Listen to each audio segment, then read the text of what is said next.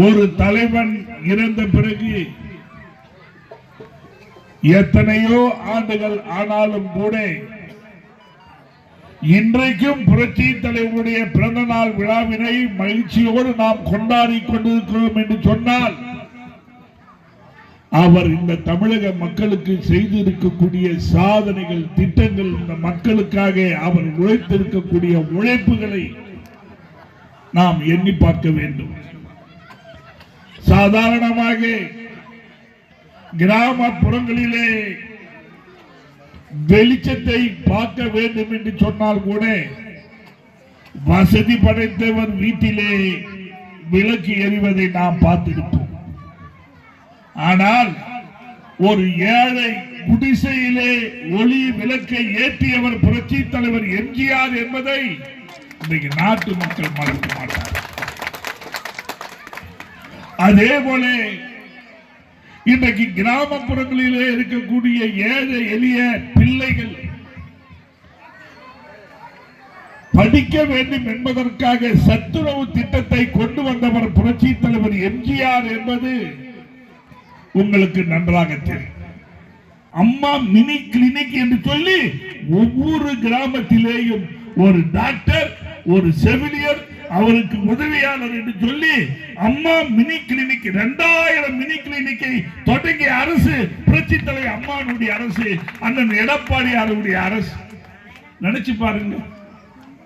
நீங்க நம்ம பேரங்களை தான் கூப்பிடணும். ஒரு தலைவலின்னா, ஒரு காய்ச்சல்னா பேரனை கூப்பிட்டு, ஐயா வாப்பா கொஞ்சம் என்ன வண்டியில ஏத்திட்டு போப்பா, வாலாஜாபாத் ஹாஸ்பிட்டல் இருக்கு போய் வரணும்னு இருந்து. ஆனா அந்த அம்மா மினி கிளினிக்கை கூட மூடிய ஆட்சி திமுக ஆட்சி என்பதை நீங்க உணர வேண்டும். இன்னைக்கு இந்த ஆட்சியில எங்க பார்த்தாலும் இது விவசாய பூமியாக இருந்தது. இந்த பகுதி எல்லாம் விவசாய பூமியாக இருந்த பகுதி இன்றைக்கு குவாரிகள் இருக்கக்கூடிய பகுதியாக மாறி போச்சு. எவ்வளவு லாரி, எவ்வளவு லோடு, ஒரு நாளைக்கு எத்தனை வண்டி போகுது.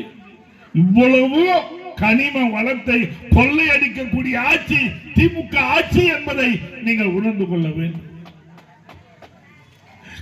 இந்த ஆட்சியில இன்றைக்கு அனைத்து பொருட்களின் விலை ஏற்றம்.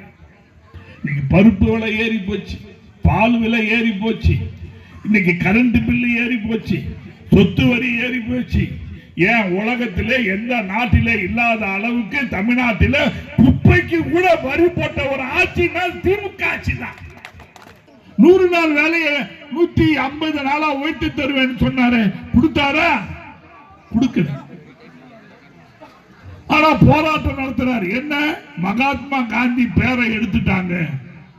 இன்னைக்கு பாரத பிரதமர் அறிவிச்சிருக்கிறார் 100 நாள் வேலை திட்டத்தை 125 நாளாக உயர்த்தி இருக்கிறோம் சொல்லி இருக்கிறார். ஆனா எடப்பாடியார் மீண்டும் தமிழ்நாட்டில் அம்மாவுடைய ஆட்சி வருகின்ற போது 150 நாளாக உயர்த்தப்பட்டு அவர்களுக்கு சம்பளம் 18 நாட்களில் அவங்களுக்கு சம்பளம் கிடைப்பதற்கு வழிவகை செய்யப்படும் என்ற உத்தரவை சொல்லி இருக்கக்கூடிய அண்ணன் எடப்பாடியார் எங்க? 100 நாள் வேலைக்கு இன்னைக்கு வேலைக்கே இல்லை, வேலையே இல்லை. இன்னும் செஞ்ச வேலைக்கு காசு வரல, செஞ்ச வேலைக்கு காசு வரல. எப்படி ஏமாத்து வேலை பாருங்க. தேர்தல் நேரத்தில் சொன்னாரு பாருங்க, அப்பாவும் பிள்ளையும் பேங்க்ல நகையை வச்சீங்கன்னா 5000 ரூபாய்க்குள்ள நகையை வச்சீங்கன்னா உடனடியே நாங்க ஆட்சிக்கு வந்தா மீட்டு கொடுத்துருவோம். பாவம் நம்ம ஆளுங்க இருக்கிற நகையை போட்டு, இந்த நகை பக்கத்து வீட்டுல இருக்கிற நகையெல்லாம் வாங்கி போய் பேங்க்ல வச்சா இன்னைக்கு நகையும் மூக்க முடியல, வட்டியும் கட்ட முடியல. இன்னைக்கு மக்கள் பாதிக்கப்பட்டிருக்காங்க. நீ என்ன சொன்ன? விவசாய குடும்பத்திற்காக, விவசாய தொழிலுக்காக வங்கியிலே நகை கடன் உண்டு, அந்த நகை கடன் வாங்கினால் அது தள்ளுபடிங்க. அப்புறம் தேர்தலுக்கு பிறகு என்ன சொல்ற? 5000 ரூபாய்க்குள்ள இருக்குன்னு. அப்ப எப்படி எல்லாம் நீங்க மக்களை ஏமாத்துறீங்க? எதுக்கு மக்களை ஏமாத்தணும்? உங்களால முடிஞ்சா செய்யுங்க, முடியலன்னா ஆட்சியை விட்டு எழுந்து போங்க. அதுதான் இன்னைக்கு நாட்டு மக்கள் எதிர்பார்த்து கொண்டிருக்கிறார்கள். புரட்சி தலைவர் எம்ஜிஆருடைய இந்த பிறந்த நாள் விழாவிலே அத்தனை பேரும் ஒன்றாக சேர்ந்து சபதம் ஏற்போம்.